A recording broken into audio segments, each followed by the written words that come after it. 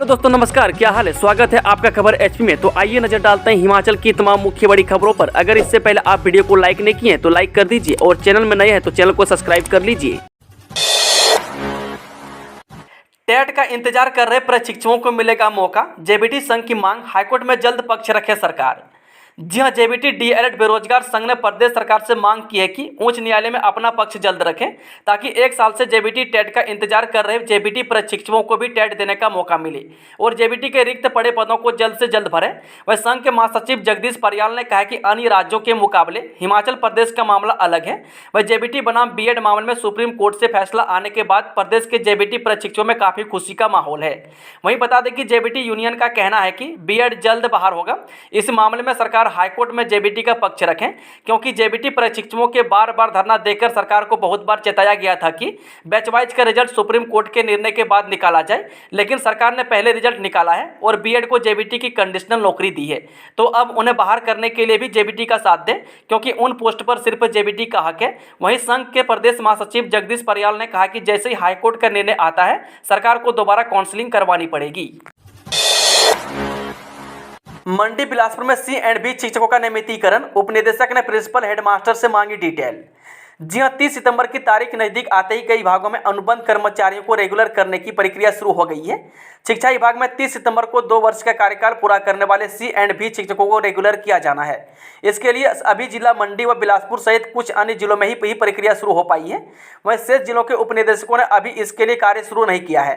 वहीं बता दें कि मंगलवार को उपनिदेशक जिला मंडी ने सभी प्रधानाचार्यों व हेडमास्टर से रेगुलाइजेशन की प्रक्रिया पूरी करने की विस्तृत डिटेल मांगी है। 10,000 सरकारी पदों को भरने की तैयारी में सुक्खू सरकार, 14 सितंबर को होगी बैठक, आपदा पर भी चर्चा। जी हां, मुख्यमंत्री सुखविंदर सिंह सुक्खू की अध्यक्षता में 14 सितंबर को मंत्रिमंडल की बैठक होगी। बैठक में सरकार की तरफ से 18 सितंबर से शुरू होने जा रहे विधानसभा के मानसून सत्र में लाए जाने वाले संशोधन विधेयकों पर चर्चा हो सकती है। वहीं 10,000 पदों को भरने की बात कही। इसके अतिरिक्त कर्मचारी चयन आयोग हमीरपुर को भंग करने के बाद नई भर्ती एजेंसी के गठन को मंजूरी दिए जाने का विषय भी चर्चा के लिए आ सकता है ताकि आने वाले समय में खाली पदों को भरने की प्रक्रिया शीघ्र ही शुरू की जा सके। वहीं वर्तमान सरकार ने शीघ्र 10,000 पदों को भरने की भी बात कही है, जिसके लिए नई भर्ती एजेंसी या आयोग का गठित होना जरूरी है। 658 करोड़ से चमचमाएंगे चीनी सीमा से सटे 75 गांव, मिलेगी ये बड़ी सुविधाएं, केंद्र को भेजा प्रस्ताव। हिमाचल सरकार ने चीनी सीमा के साथ सटे भारतीय क्षेत्र के 75 गांव में विकास कार्यों को लेकर 658 करोड़ 30 लाख का प्रस्ताव भेजा है। इस संबंध में सचिवालय में मुख्य सचिव प्रबोध सक्सेना की अध्यक्षता में वाइब्रेंट विलेज की राज्य स्तरीय कमेटी की बैठक आयोजित हुई। वही बैठक के बाद केंद्र सरकार को 620 विकास कार्यों के तहत 658 करोड़ 30 लाख का प्रस्ताव केंद्र सरकार को भेजने का निर्णय लिया गया। कुल्लू वासियों के लिए खुशखबरी, कल से शुरू होगा लंबे रूट की 10 बसों का संचालन, एचआरटीसी ने जारी किया आदेश। जे कुल्लू के निवासियों के लिए एक बड़ी खुशखबरी है। वहीं करीब 1 महीने बाद कुल्लू से लंबे रूट की बसों का संचालन शुरू होने जा रहा है। वहीं बसों का संचालन बुधवार से होगा। बता दें कि कीरतपुर मनाली फोरलेन के क्षतिग्रस्त होने के बाद से बसों का संचालन बंद था और मंडी से बसें चलाई जा रही थी। अब कुल्लू के लोगों को काफ़ी राहत मिलेगी। नेशनल हाईवे पर अब बनेंगी ज्यादा सुरंगें, दिल्ली में नितिन गडकरी ने आरओ की बैठक में दिए निर्देश। हिमाचल में नेशनल हाईवे का ज्यादातर हिस्सा अब सुरंगों के माध्यम से गुजरेगा। एनएचएआई के सुरंग निर्माण पर ध्यान केंद्रित कर दिया है और एनएच पर सुरंगों का प्लान भी तैयार हो चुका है। इस बारे में केंद्रीय मंत्री नितिन गडकरी ने भी एनएचएआई को आवश्यक दिशा निर्देश दिए हैं। वहीं दिल्ली में हुई देश भर के क्षेत्रीय अधिकारियों की बैठक में हिमालयी क्षेत्रों के लिए खास तैयारी करने का फैसला किया गया है। साथ ही बरसात से क्षतिग्रस्त हिस्सों की मरम्मत भी जल्द से जल्द करने की बात कही गई है।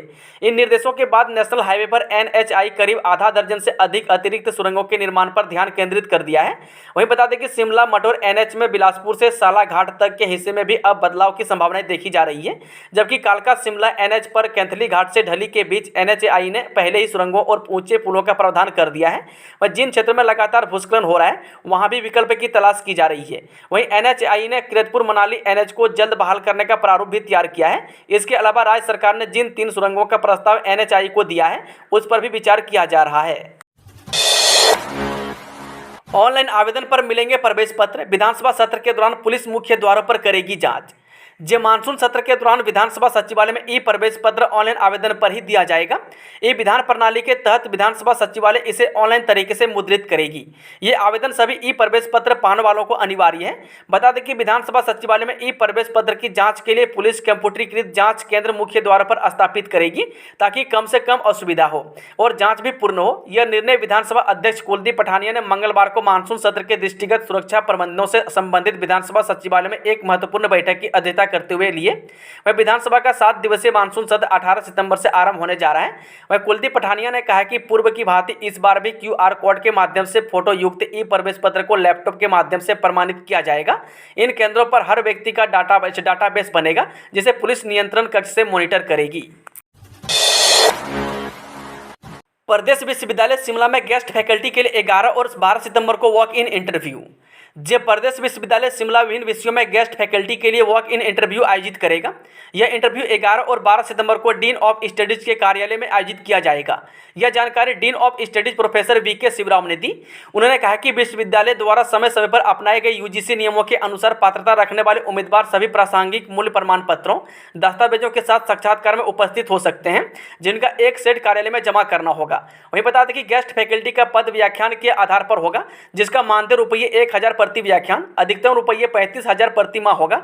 अधिक जानकारी के लिए विश्वविद्यालय की वेबसाइट पर संपर्क कर सकते हैं। Oil and natural gas corporation limited में बम्पर भर्ती, पंजीकरण कराने की अंतिम तिथि 20 सितंबर। जी oil and natural gas corporation limited यानी कि ONGC ने अप्रेंटिस पदों पर बम्पर भर्ती का ऐलान किया है। ONGC ने अप्रेंटिस के 2500 से भी अधिक पदों के लिए आवेदन आमंत्रित किए हैं। वहीं योग्य उम्मीदवार ONGC की आधिकारिक वेबसाइट यानी कि ONGCindia.com के माध्यम से इन पदों के लिए ऑनलाइन आवेदन कर सकते हैं। वहीं बता दें कि अप्रेंटिस की नियुक्ति के लिए चयन विज्ञापन में निर्धारित योग्यता परीक्षा में प्राप्त अंकों के आधार पर निकाली गई योग्यता के आधार पर होगा। वहीं योग्यता में समान संख्या वाले पर अधिक आयु वाले उम्मीदवार पर पहले विचार किया जाएगा। इस भर्ती प्रक्रिया के तहत चयनित हुए ग्रेजुएट अप्रेंटिस को 9,000 रुपये, डिप्लोमा अप्रेंटिस के लिए 8,000 रुपये और ट्रेड अप्रेंटिस के 7,000 रुपये का वेतन दिया जाएगा। इस संबंध में अधिक जानकारी लेने के लिए उम्मीदवार ONGC की आधिकारिक साइट देख सकते हैं। चलिए वो चलते आज की आखिरी खबर। पाकिस्तान से ज़्यादा भारत में बेरोजगारी, वर्ल्ड ऑफ स्टैटिस्टिक्स के डाटा ने दिए चौंकाने वाले आंकड़े। जी सालाना 2 करोड़ नौकरियां देने का वादा कर सत्ता में आई भाजपा के राज में हालात यह हो गए हैं कि अब भारत में पाकिस्तान से भी ज़्यादा बेरोजगारी है। वही वर्ल्ड ऑफ स्टैटिस्टिक्स के डाटा में यह चौंकाने वाला आंकड़ा सामने आया है। वही डाटा के मुताबिक पाकिस्तान में बेरोजगारी दर 6.3% है, जबकि भारत की बेरोजगारी दर 8% है। इसका मतलब यह है कि पाकिस्तान के मुकाबले भारत से ज़्यादा बेरोजगारी है। हालांकि पाकिस्तान की तुलना में भारत की जनसंख्या 7 से 8 गुना ज़्यादा है। गौर करने वाली बात यह है कि पाकिस्तान में बेरोजगारी स्पेन, ईरान और यूक्रेन जैसे देशों से भी कम है। वही गौरतलब है कि ग्लोबल स्तर पर आर्थिक संकट के कारण बड़ी बड़ी कंपनियों ने लाखों लोगों की छटनी की है।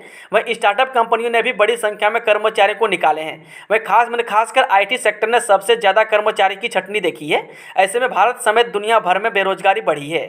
दोस्तों, आज शाम की खबरों का सिलसिला यहीं समाप्त होता है। कि जानकारी पसंद आई तो वीडियो को लाइक, शेयर, चैनल को सब्सक्राइब जरूर करें।